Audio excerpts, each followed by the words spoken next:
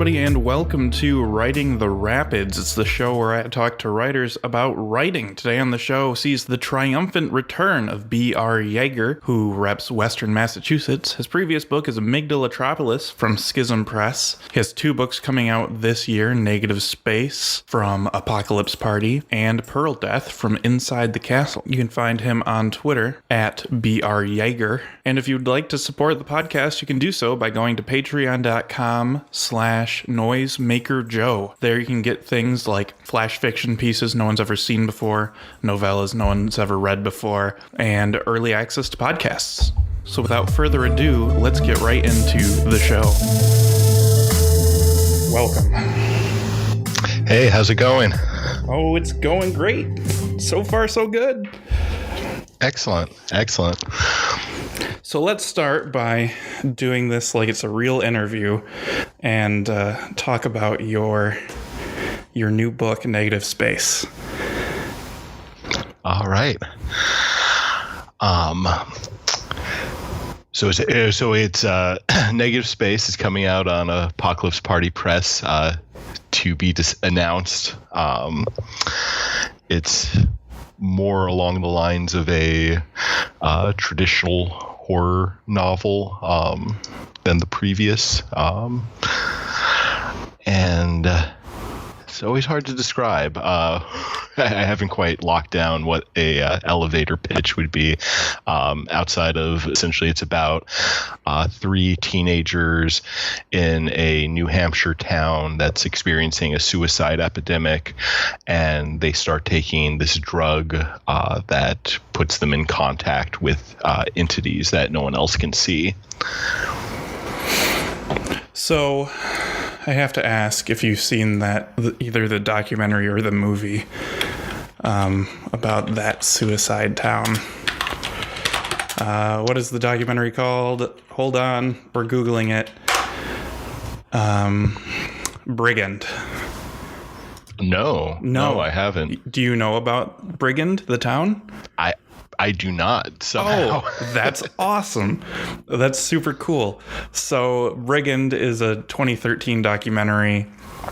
Since 2007, dozens of teens and young people have been found hanged in Brigand, South Wales. Most of them knew each other. They were friends, neighbors, cousins. They just all go out to this forest and hang each other, or hang themselves, I guess. And then there was Jesus Christ. There was a fiction movie made. Is it the same? Maybe the same name? Yeah. So there's a fiction movie of the same name, kind of about the same thing, and they had like a chat room component, like the book does. That is incredibly bizarre. Yeah, I haven't heard anything about this. Yeah, that's very, very strange. I'll definitely look into that. But yeah, I can't believe I haven't heard of that yet. That's so cool. I'm glad that I get to be the first person to bring that up to you. Absolutely. I'll definitely check that out. I guess, so I want to talk about it without getting too spoilery. Well, one of the things I found funny, and since you're the first person who's been on the show twice, and I was listening to the episode before I called you, I mentioned how your writing reminded me of Blake Butler, and recently he's read and tweeted about Amygdalatropolis, and he's blurbed Negative Space, so I find I want to somehow take credit for that, even though I had absolutely nothing to do with it. Definitely put it out into the air. Yeah, I think the last time that we spoke, I actually hadn't read him, and then right after the interview, I went and I got Sky Saw, and I got 300 Million. And yeah, I think 300 Million is probably in my top 5 favorite books now. It's just perfect. It's something else. Yeah, absolutely. It's pretty much the ideal of what I want in fiction, essentially. So yeah, it was having Ben DeVos over with Apocalypse Party reach out and get that blurb, and seeing him talk about Amygdalatropolis has been cool and strange. But yeah, he's been very supportive, and it's been very cool, and his work is terrific. Yeah. Well, good. I'm glad. So does Ben pronounce his last name DeVos? I'm not entirely sure. I haven't had. I've only read his name. So it's one of those things of there's so many names that I'm probably pronouncing incorrectly, but because I've only read them online. Yeah. I asked, in text. I ask because I live in Grand Rapids, Michigan, and there's the very prominent DeVos family. Okay. Which gave all the money to Betsy DeVos, who's currently in the cabinet secretary of education, or whatever her title is. Yes, indeed. To be fair to the rest of that family, well, not like I need to be fair to a bunch of billionaires, but she married into that family.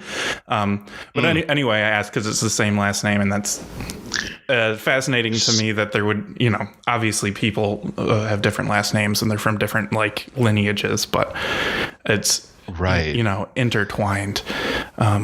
Because is it her brother who is the founder of Blackwater? I forget what that company is called now, but I know that there is some relationship there. Ooh, let's look that up.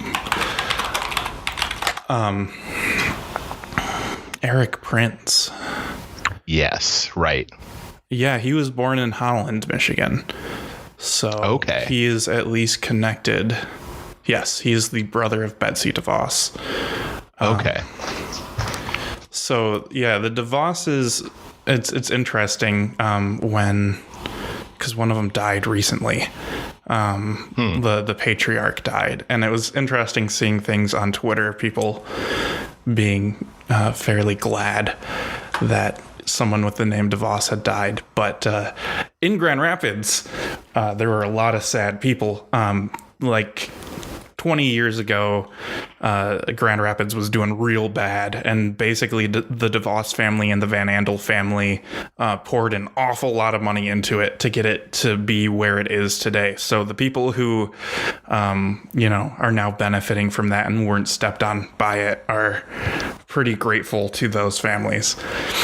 Okay. So it's a long sort of digression, but it's, I don't know. The DeVos name is so intrinsically tied into my experience. It's very funny to me that there's a small indie press named Apocalypse Party run by a DeVos, even if it's not of the Grand Rapids DeVosses.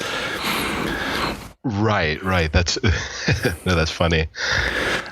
So when last we spoke, we sort of talked about your writing process physically, writing longhand and transcribing. Is that still your method, or are you with us now in 2020 using keys? For the most part, still working longhand and then transcribing. Cool. Which, yeah. It's what I like about that still is that I think I may have talked about it before, but it's essentially another opportunity, just like another opportunity to take a pass at editing once I'm doing the transcribing. Helps it just clear out anything that may be a problem initially. And immediately before I'm kind of bored with it. Mm-hmm.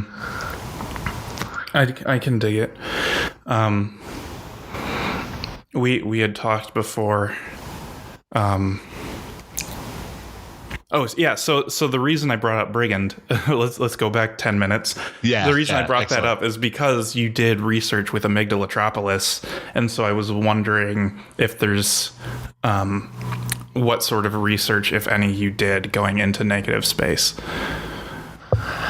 That's interesting. Most of the research that I did for negative space was more along the lines of, I did a little bit of research for some of the internal texts that show up, talking about endosemiotics. I'm not sure if you're at that portion yet. And other things just kind of surrounding, what is it? A hormonal sentience, and people who've written a little bit about tree and fungal communication.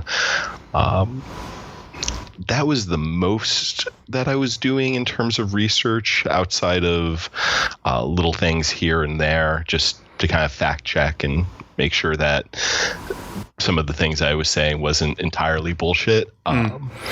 But it was it was definitely less research intensive than Amygdalatropolis. With Amygdalatropolis, it was based entirely on research, whereas this was mostly based on either memories or personal experiences, or things that I just made up. What sort of pre-preparations or pre-writing did you do, since there's a lot more characters and places and whatnot? There's a good sense of world building, I guess you could say. Oh, cool. Thank you. Well, I mean, so this novel actually started as a short story that I had begun in 2013. And I had done that, and it was I was taking a break from it for a while.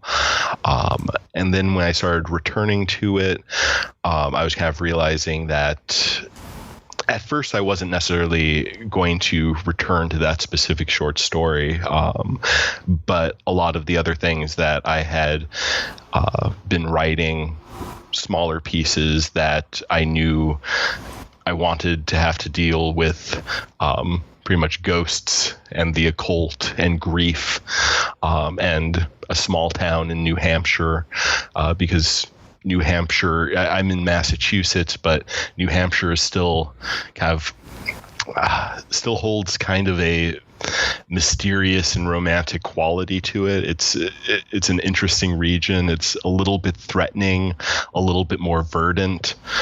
So I don't know. There's something about it that seems like the perfect setting for, a small town where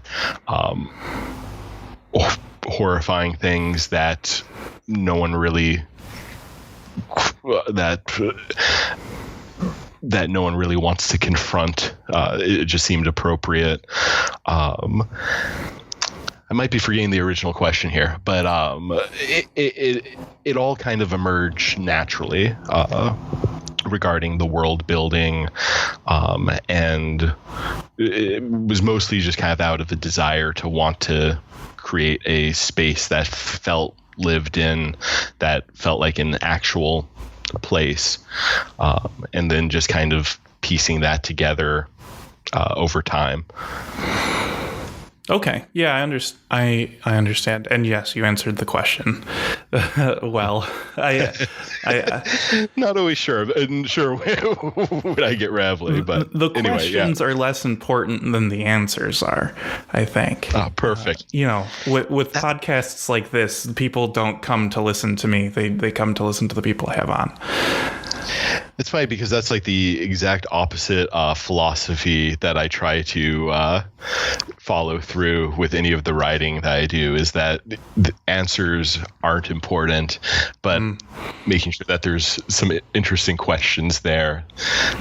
Ideally, I don't want to have like any answers in there, because I always, whenever I'm reading a book, particularly if it's genre, or you see in horror, the worst, the part where everything falls apart is when you find out exactly what's going on.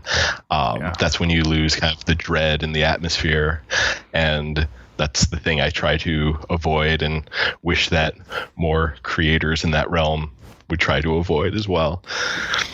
Yeah, because then it becomes a problem to solve, right? Like when you know what kills Dracula, then it's just, how do we go about killing Dracula?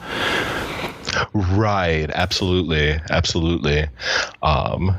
Whereas, you could have this existential, this bizarre entity that is doing these things that are in conflict with one's understanding of the world and one's understanding of existence. That's the frightening part. Not that it's a creature with these particular rules that one must abide by in order to get through. Yeah, like I guess that's sort of why Lovecraft's work has endured despite all of the things about his work that are distasteful, socially, right? Like he managed to capture that feeling.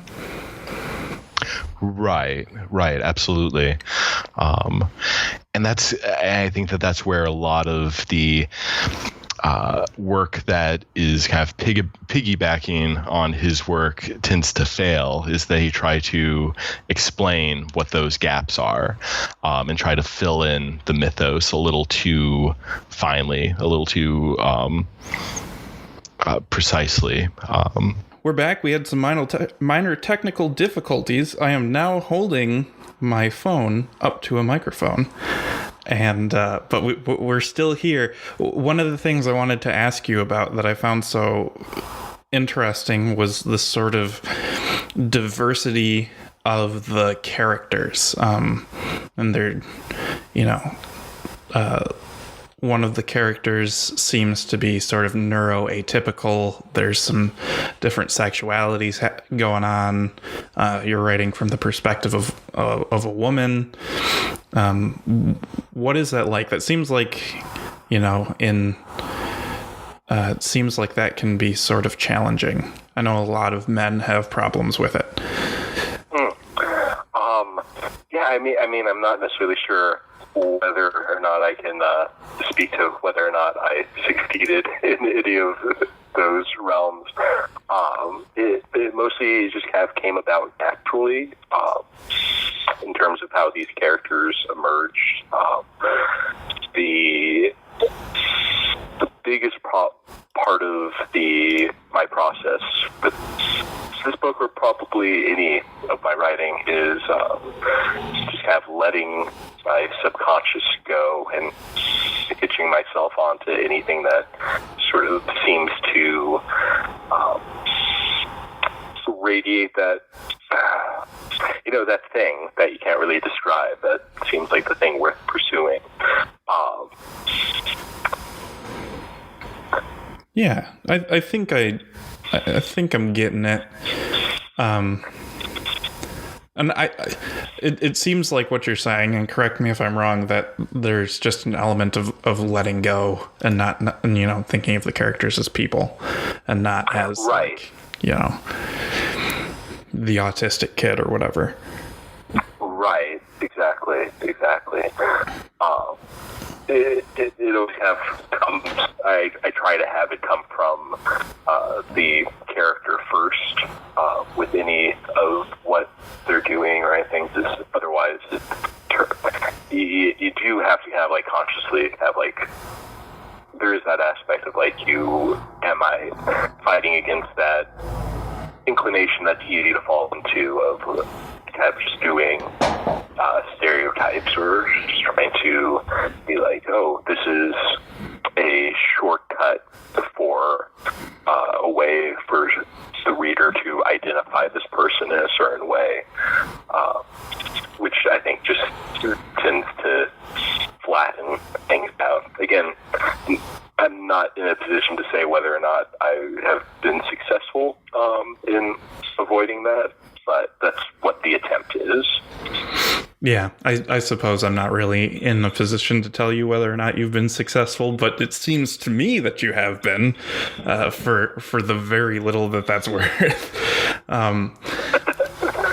One of the things I talked to C.V. Hunt about when I had her on a long time ago was about sort of feeling self-conscious about the subjects that you're writing.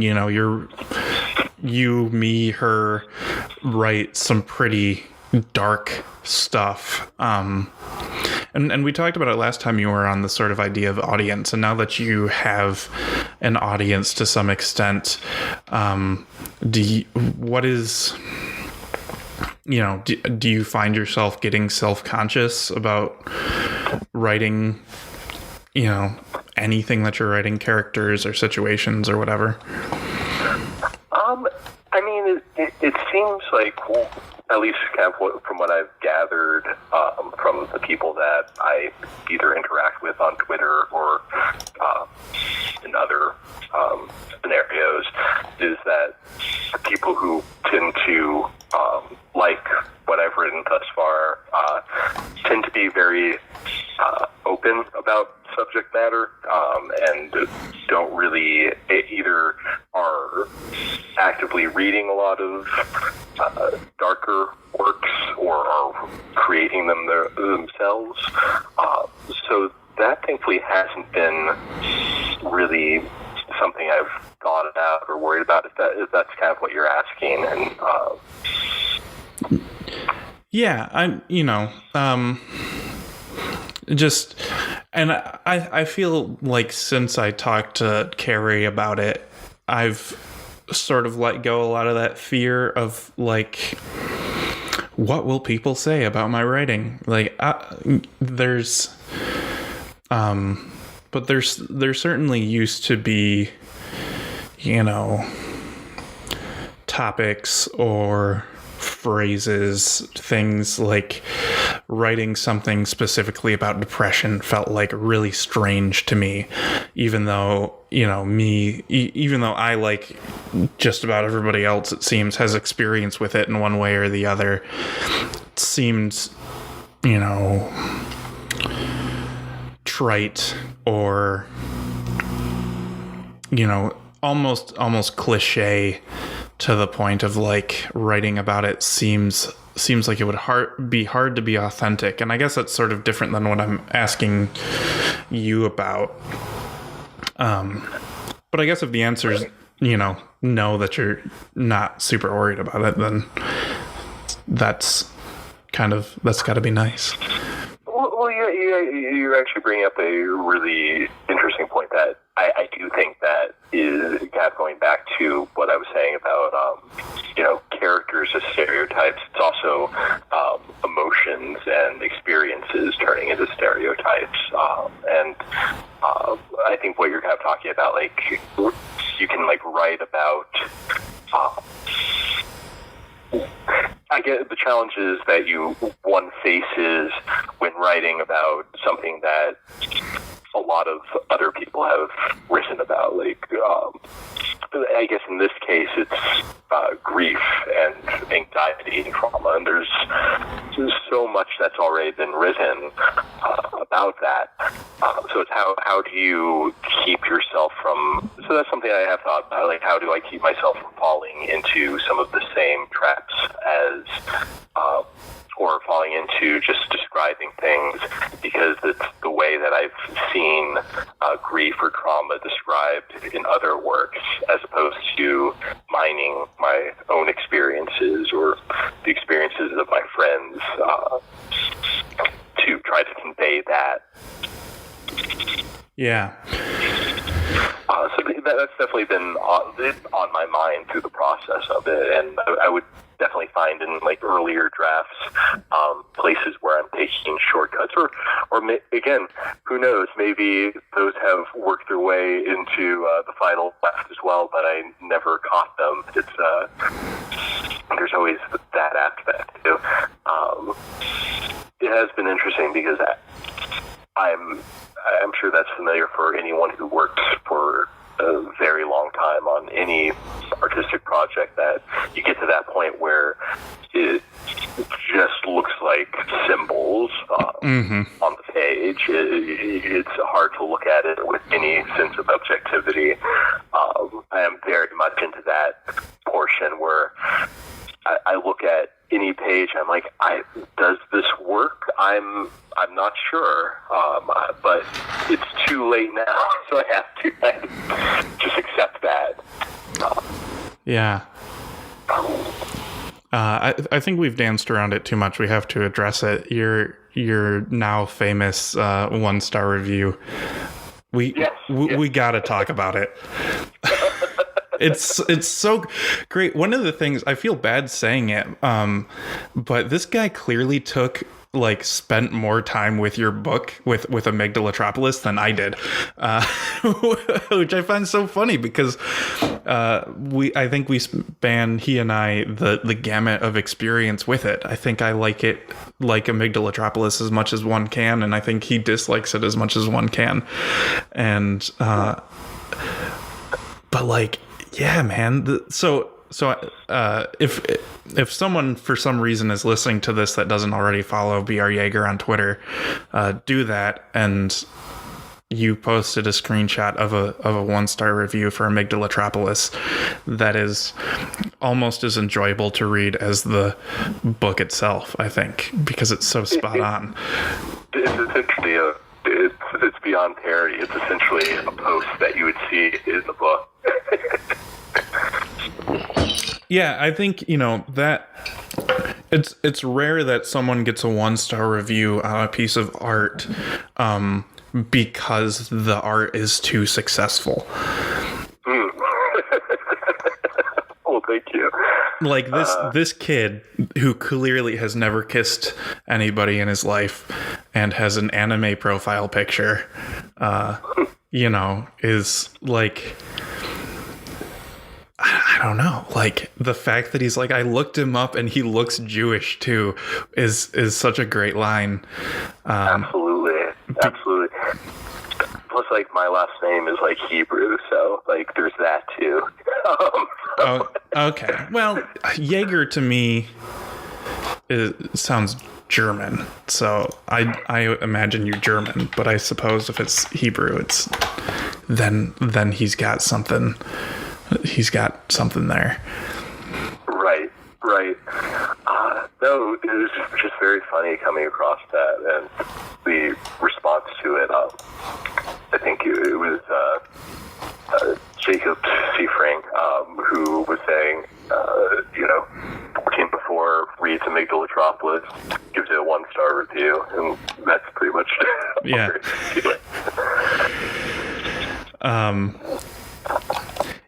And as far as like bad reviews go, it's kind of nice. So yeah, I don't know, like, because I imagine the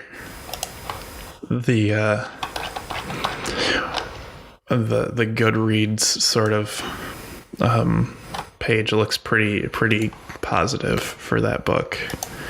I haven't actually looked at it, but I mean, like, yeah, it's got 4 stars on Amazon. One of the things I wanted to bring up, and this kind of goes along with it, is the fact that you are now getting a decent amount more attention since the last time we talked. At least that's what it seems like to me. Is that what it seems like to you?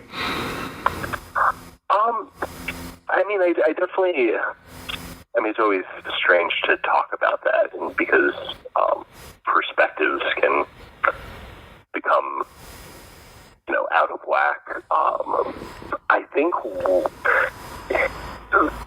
what had happened was that it had enough time to have circulate. I know it does seem like there's more people who have gotten their hands on it, and that it's resonated with them, which is obviously great, but also very strange too, because I was expecting there to be nothing.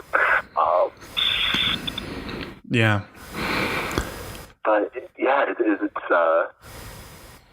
I mean, the best aspect of it has been that just being able to meet and interact with lots of people who are doing really interesting things in writing and in fiction and nonfiction, or whatever art that they're doing, and it's kind of seeing the word term community gets overused and misused so often. feel like that there's kind of a group of people who are making strange and challenging art and are really into supporting each other, which I'm sure that was there, but I didn't necessarily have access to before Amygdalatropolis, or not that I didn't have access, I just didn't know where to seek that out. So that's been the coolest thing about that. Definitely. That's sort of something I've been wondering about recently too, is whether or not the community is forming or if I've just figured out where to see it. Because for myself, I'm pretty much guessing that it's something that I found rather than it's something that happened to form just as I was paying attention to it. But I mean, it feels like it's a fluid thing that's always seems to be changing and growing. I mean, just in this past year, just looking at how many people are announcing that they have books coming out now that look really cool and exciting. It does feel like there's something in the air, something's kind of cooking right now. yeah, I think that's a good way of putting it. It feels like something's cooking. Well, and when I started paying attention just a couple of years ago, it felt like it was weird because like HTML Giant had just kind of collapsed, and like I started paying attention to the term alt-lit just as soon as like it was kind of falling apart, and now that's not even, part of the vernacular anymore. But, places like neutral spaces popping up are definitely useful to sort of growing that. Absolutely. That's been just kind of I still kind of feel more on the, not because of anything external, mainly just because I've been an audience more for than a participant with neutral spaces, but that's been just such a cool thing to see sprouting up and seeing people really take advantage of that platform, and seeing a lot of real kind of people who are new to it really flourish with the platform, and kind of using that as a base to build from, which it seems like that was the intent all along. Yeah, absolutely. I know for sure that I get more response when I post, when I tweet something about something I've posted there than I did when I tweeted about, some literary magazine that actually has editors and stuff, posting a piece of my work. So it sort of has subverted the process, or at least streamlined the process. Absolutely. And there does seem to be a bigger ecosystem of stranger, extremely online, in the best way possible, literary magazines and websites now than there was necessarily 3 or 4 years ago. I remember when I was hunting around to submit short fiction and poetry to places, it was kind of challenging to find outlets that had a resonant aesthetic. And now it just seems like there's so many different opportunities out there. Like Surfaces is doing terrific stuff in addition to neutral spaces. And I'm not very familiar at all with Sludge Lit. Have you been following them at all? It's a name that sounds familiar, but I don't think I've ever looked into it at all. That's a kind of an offshoot of Surfaces. Anthony Dragonetti, who is one of the co-editors with Surfaces, has this online literary magazine called Sludge Lit, which is just terrific. The whole premise is essentially that we want your garbage that no one else would possibly want. So you have your unfinished stuff, your notes, your like rough drafts for tweets, and we'll publish on here. The layout, it looks like an old GeoCities fan page, complete with like ads for porn and stuff like that. It's just really terrific. It's taking sort of an aesthetic of garbage and just running with it, which I think is just delightful and excellent to see. So I guess that's another aspect, that there's a lot of playfulness that I see emerging that I wasn't really seeing maybe like 3 or 4 years ago in some of these corners. Yeah. I'm looking at it now, and oh my goodness. Yeah, right. Yeah, it's interesting to see that waxing and waning. One of the movie podcasts I listen to is talking about how like all the kids that grew up in the 80s are now finally becoming directors with actual budgets, and that's why you see so much Stephen King stuff now, because the people who grew up on that finally have the platform to do it. And it seems like for writing as well, the people who grew up on GeoCities fan pages and LiveJournal and whatever else, and are nostalgic for that sort of thing, now all know how to code and know how to write things that are people want to read, and so it's this like dialectic pathway into time. Right, absolutely.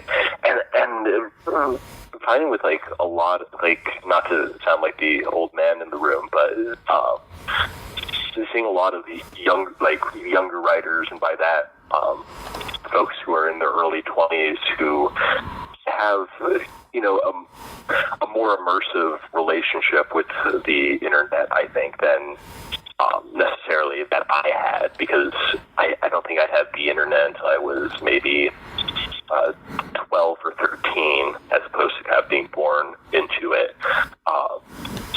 Just seeing the writing that some people are doing where where the how do I say this? Where the traversal between physical space and digital space is just so fluid. Mm-hmm. It is so cool to see. Like, that's kind of the stuff that really makes me excited, and it's like, how can I harness some of this where it's like, it's just a different mindset. Like with something like Amygdalatropolis, I feel like there's a little bit of that, but it's still broken up into these segmented things. I think that that's just a reflection of my own experiences, my own relationship to the internet, based upon just kind of how I spent maybe a quarter of my life having grown up without it. But then you have lots of people. I'm going to just name drop the other editor for Surfaces, Mika. She just dropped this zine called Psy Mortar, and not even necessarily specifically that, but she has other writing where it's just so cool, just seeing how people are describing the clash and integration between physical and digital spaces. Just very cool. It's all just really inspiring. I agree. Yeah, and there's just so much of it too. I mean, that's the other thing. Yeah. Yeah, it's one of the things you said in the last interview is that you feel like you're constantly falling behind. And oh yeah, and that hasn't let up. No, I'm sure not. It's but I'm also trying to be. I think I'm succeeding a little bit in feeling more comfortable with that. Yeah. Just accepting that. And part of it has been, I think, when we talked before, I was still in a position where I was thinking, like, I also want to do some criticism and do some essay writing. And since then, I've kind of realized that I'm not very good at that stuff, and I don't have to be. I don't necessarily have to be an expert on the English canon to, write what I want to write. And I think that's, you see a lot of people who, and myself included, put a lot of pressure on themselves to be sort of an expert in what has come before them and is what is happening contemporarily. And I know it's just kind of unnecessary. Like, it's cool having your personal canons and having the work that has an impact on you, or that comes into your orbit, kind of being incidental, and just like allowing it to wash over you rather than necessarily, check off the boxes. Yeah, absolutely. It does seem to be that struggle of, your writing professors will tell you that you need to learn the rules so you can break the rules or whatever. And there's that like, well, how many of the rules do I even really want to spend time learning before I break them? And, I'm of the mind that it's always better to read more than less and to write more than less. But yeah, it's interesting to see the people who want to like really, really reject it and the people who are sort of in between that, like, no, I am going to read The Amazing Ambersons because I should. Yeah. But it does seem that at the end of the day, becoming comfortable with where you fit into all of that is kind of the quickest path to just being able to write what it is you need to write. Right. I mean, the whole writer as an identity is a good thing to kind of come to terms with and discard, I think, as soon as possible. Because, I mean, that's just a march to death when it's too wrapped up with, if one gets too wrapped up with the idea, concepts around what a writer or an artist or what anyone is doing, a craftsperson, what they should be, that's getting in the way of actually doing the thing and doing the thing from a place of truth. Yeah, it's so that makes me think about David Lynch and him talking about the art life, and it's the idea of the art life is sort of like stuck in my head as this aspirational thing, and there's that idea that you should spend your days working on art and then trying to like figure out how you actually do that. It seems like he can spend all day every day painting and be very content with that, but I don't think I could spend all day every day writing and reading and be content with that. So how you reconcile the things you do that aren't necessarily productive with yourself is a battle. Oh, definitely. And that's actually been something that I've been wrestling with the past few months since completing Negative Space. Has been kind of, it's those middle times when you're not quite ready to start the next big project, but you're still feeling kind of restless from having that gap that's opened up that used to be your previous project. And I mean, the answer really is that it's just kind of that has to be a period of time to live and experience things.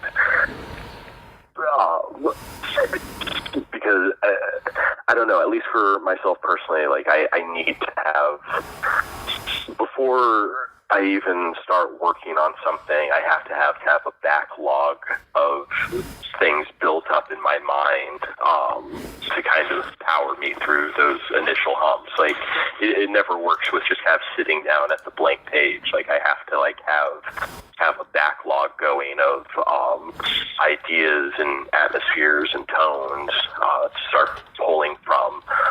Otherwise, it starts coming out like flat, I feel like, or it feels flat. It doesn't feel joyful or urgent. Yeah, I understand that. And, there's to the sort of, there's an effortlessness in, the style of writing that, you are taking part in, I feel, that can really easily become forced. Like especially in Negative Space, the way that the character Lou talks or, thinks about things. These images of knives and moss and stuff like that, when writing like that flows, at least for me, when I write something, even sort of tangentially related to that, writing it effortlessly, writing it the way that a comic strip artist draws is when it feels the best when it's read later, as opposed to sitting down and writing a replacement cipher. I'm gonna make the word anxiety thunderstorm sort of thing. Right. And to be honest, though, it kind of starts that way. That in particular, Lou, her kind of aspects of her speech and everything, that was something that emerged kind of midway through the process. And so there were... It's interesting. I take it as a huge compliment that it reads as though it was effortless, because to be honest, there was a lot of the things in there. It was far from being kind of effortless. It was a very methodical way of. There ended up being quite a bit of work and methodology around sort of finding out how she communicated these things in more abstract ways. And it's a little different from doing a straight cipher, but there were a lot of different iterations and trying to find what I felt was the right balance. There were some iterations that were a little more over the top that didn't feel right, and that felt, fraudulent. That felt like it was drawing too much attention to itself. And then I would bring it down, and it was it might go to a part where it just sounds like a standard metaphor. It doesn't sound unique to her voice. And then eventually, after a lot of shaping and reshaping, cutting it up, I was able to find something that felt like a happy medium, or where it needed to be. And then from there, with the new material that got generated from that, it was great because I found I was able to write sort of naturally in her voice, that didn't need to sort of go through that methodological, however that's pronounced, methodical, that methodical process. But I think that a lot of times, at least for myself, it starts with that, of you're doing different experiments and testing out different things until it feels right. It's not necessarily, and you don't necessarily know what's going to feel right until you get there. That's interesting. And that's sort of something I hear a lot, that I find I have a hard time with that in my own writing, that this sort of teasing out of things. I don't know if that's just a lack of experience or or what. But it's always interesting to hear people talk about that, because I almost can't imagine what that's like. It can be incredibly anxiety-inducing, to be honest. Just when, because so much of the process for me is, there's a matter of trying to keep myself excited, because it's not going to happen unless I'm excited, or it's going to happen, but it's going to be bad. But what keeps me excited is having aspects of unknown. It's having aspects of unfamiliarity. So I have to kind of keep throwing myself these different things that put me off balance, to kind of keep me invigorated, to keep the energy there, to keep me excited. So a lot of that is kind of the teasing out. Like, I think that you could have had Lou's character in there exist and pretty much conveyed the same things without that aspect of her language and that aspect of her perspective, and it would have been functional and fine in a lot of ways. But that having it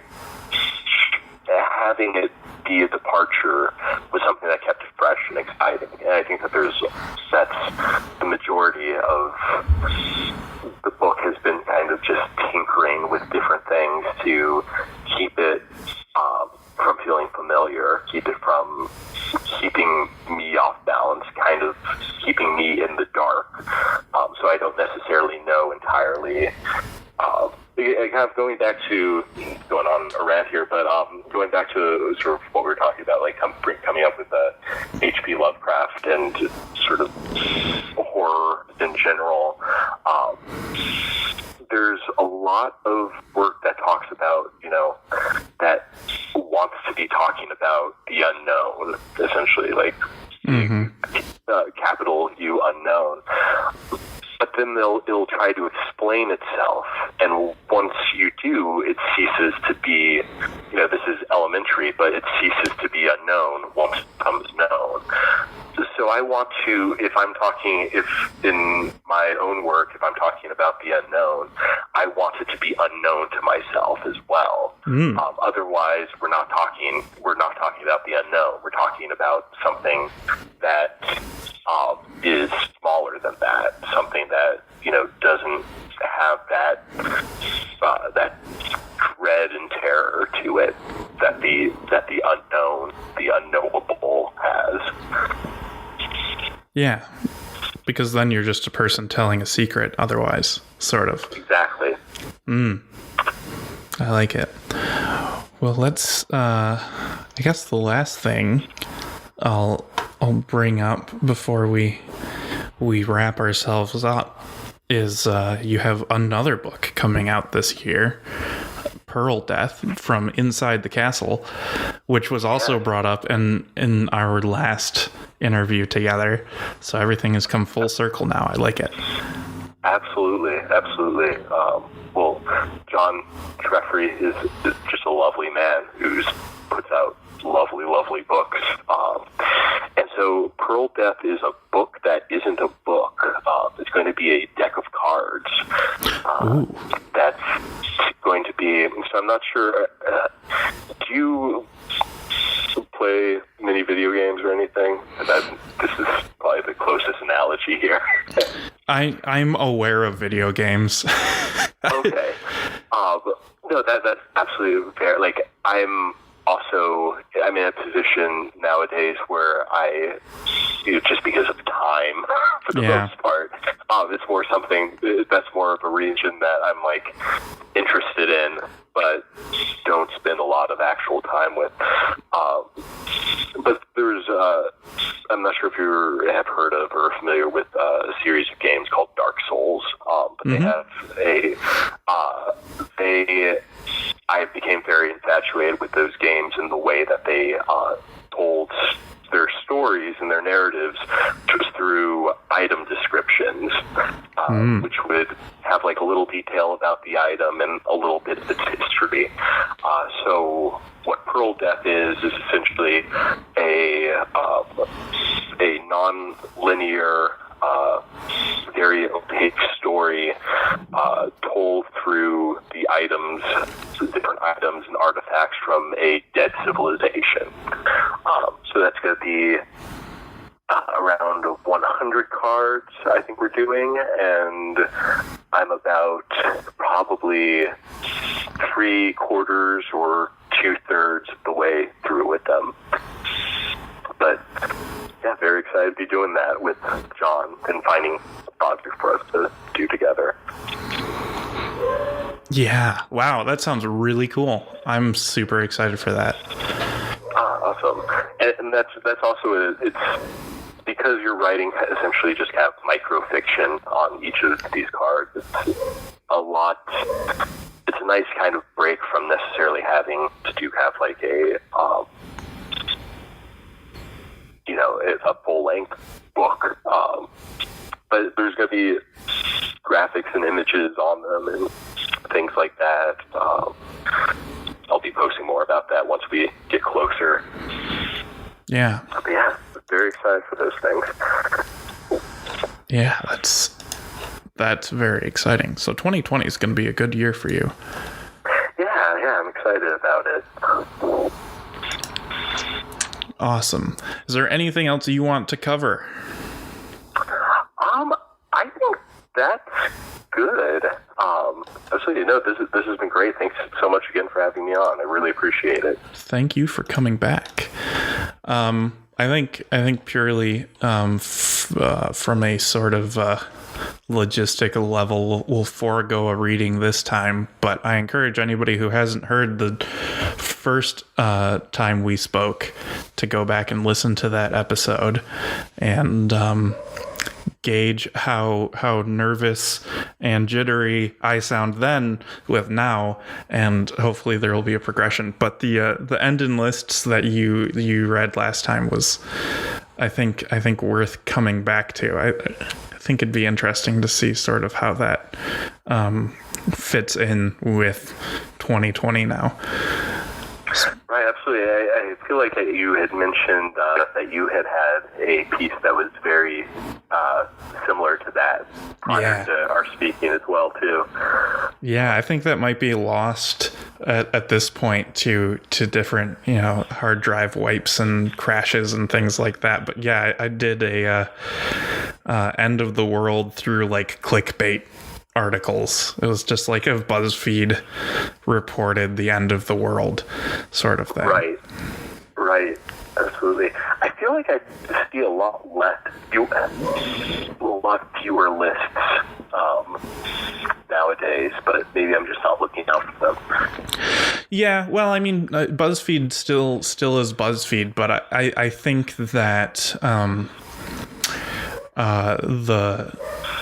I know that in my own sort of media training through my work and whatnot is we try to, well, my bosses want me to not make things look like they're going to be lists sort of thing. So like we'll still have an interview with a doctor that's like, here are the 5 things to eat so that you don't die horribly of a brain aneurysm or whatever. But it's just like it's presented differently. So the public has become wise to it, to the listicle, and has become cynical about it. So we try to avoid, making it look like that's what we're doing, even though that's still like the far easiest way of writing something that people are going to read. Oh, definitely. So that makes sense. It's very interesting.